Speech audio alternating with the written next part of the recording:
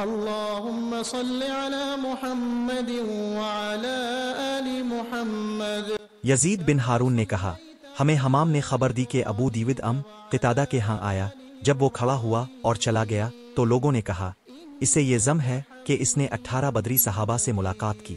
اس پر قتادہ کہنے لگے، طاعون کی وبائی عام سے پہلے یہ ایک منگتا تھا، اس کا علم حدیث ایسی کسی چیز سے کوئی سروکار نہ تھا، وہ اس بارے میں بات تک نہ کرتا تھا۔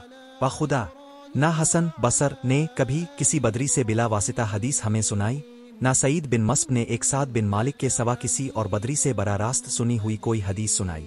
صحیح مسلم 7.5 مقدمہ صحیح مسلم باب اسناد دین میں سے ہے۔ حدیث کی روایت صرف ثقہ راوئنگ سے ہو سکتی ہے۔ راوئنگ میں پائی جانے والی بعض کمزوریوں کوتاہیوں کی وجہ سے ان پر جرا جائز ہی نہیں بلکہ واجب ہے۔ یہ غیبت میں شامل نہیں جو حرام ہے، بلکہ یہ تو شریعت مکرمہ کا دفاع ہے۔